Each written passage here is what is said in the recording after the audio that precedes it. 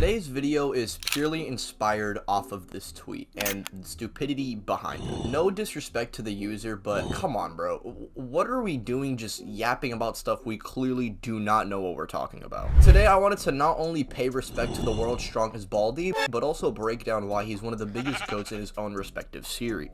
In a series with characters like Goku, Vegeta, Gohan, Krillin still stands as one of the biggest GOATs of the Z fighters, and in today's video, I'll be going over as to why that is the case. Even before Z, which is the main series that people consume, yes, I know, it's sad, people unironically don't know anything about original Dragon Ball, or majority of Dragon Ball fans don't, but Krillin was somebody who wasn't really all that far behind Goku. Now, Goku by the 23rd Budokai kind of cliffs everybody pretty badly, but I mean, Goku around that time was training with literal gods. Krillin, even despite performing mostly normal training and climbing a tower, he was able to surprise the son of the strongest demon, that being Piccolo Jr.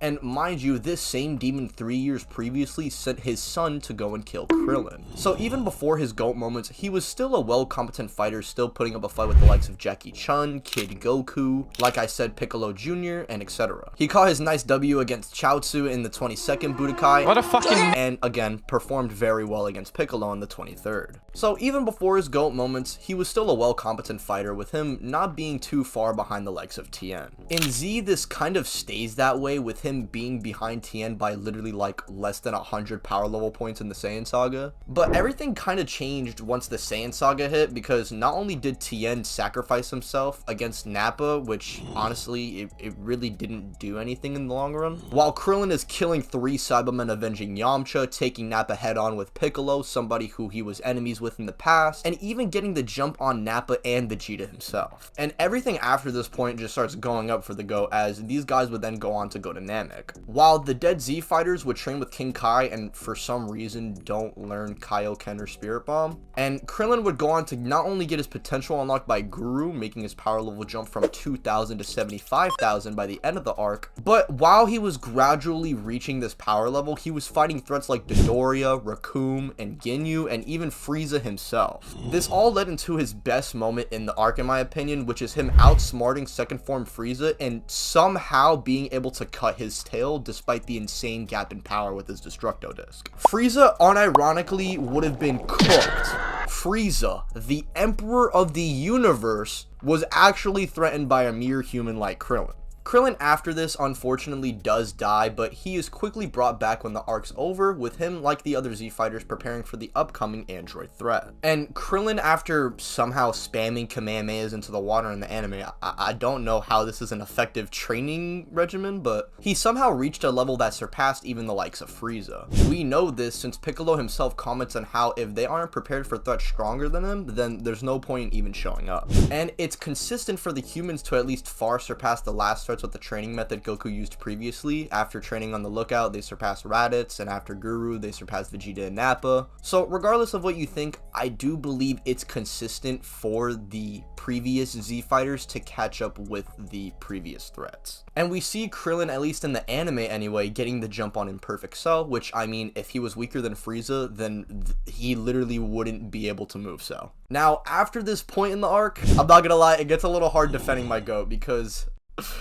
he actually almost jeopardizes not only the Earth, but the entire solar system because of a bad bitch, bro. Like, oh, come on, Krillin. Game is not game, bro. Why would you do this? Literally, why? She didn't even kiss you on the lips, bro. She kissed you on the cheek. After failing to save 18, Cell would emerge, and Krillin would try his best. But unfortunately, that's all I can say for the rest of the arc. He's just trying his best. Now, after Cell's defeat, 18 and Krillin would settle down and have a kid, which gives Krillin back the aura points he lost for almost jeopardizing 2 timelines. And due to no real threats being around, he's just kind of in the background living life. He does show off in the World Tournament along with doing his best against Kid Buu in the anime, but that's about it for my GOAT. He gets spat on and shafted for the rest of the arc. At this point in the series, threats are just way beyond Krillin's concerned, and he's retired and settled down. What more could he ask for, bro? He's got the girl he wants, he's got a kid, he's chilling. He would actually become a police officer and defend the Earth in his own little way. But eventually, Krillin would have to put the gi on and shave the hair once again in order to defend Earth one more time against the threat that made him meet death for the second time in the series, that being the Emperor of the Universe, Frieza.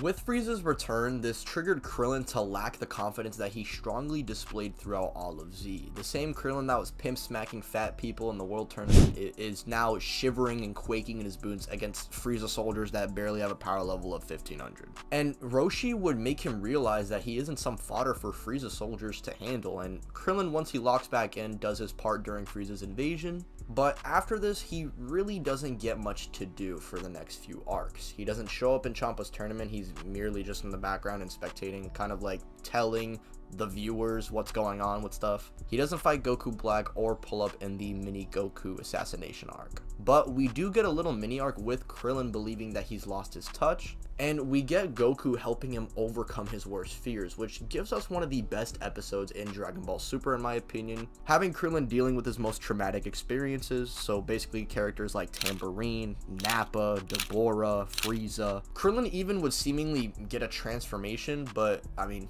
he doesn't really show this off again, and this might unironically be filler, so this little filler arc kinda means nothing in the grand scheme of things. But after this, he does keep up with his training, leading into him being recruited for the Tournament of Power. He'd not only show off his skills by beating Gohan up in a spar, but he'd go on to do very well against Goku, forcing him to use his transformations and eventually getting into a beam clash with Super Saiyan Blue Goku. Now, obviously, I'm gonna have to say it, Krillin is not Super Saiyan Blue tier. I hate to disappoint you. But to say that he is not strong and Goku is holding back to a degree that he's weaker than his base form, especially given the fact that Krillin was actually going to knock Goku out of bounds if he did not turn on Super Saiyan.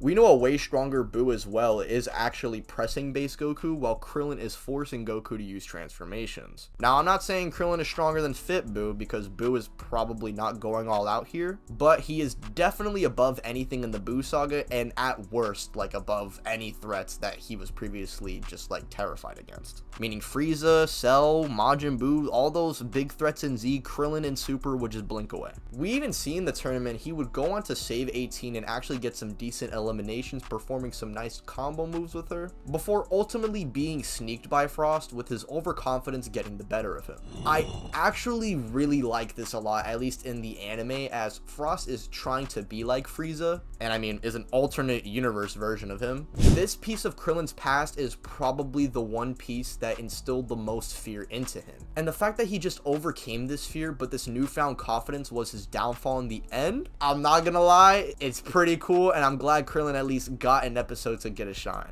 You know, Super is actually cooking with Krillin's narrative. I wonder what they're gonna do with him in the manga. Oh, yeah, he gets nothing. As for the moral arc, Krillin does his thing in protecting Earth against Moro's goons, but that's as far as Krillin's narrative goes. Despite seeming so weak, this guy would unironically fold the big three in any of your favorite verses with a flex of his ki. So for those who are wondering, yes, Krillin does get stronger as the series progresses. Dragon Ball characters train and grow. It's possible. And if you want more information on the power creeping of Dragon Ball, well, I actually made a video about that. Shameless plug. Alright, goodbye.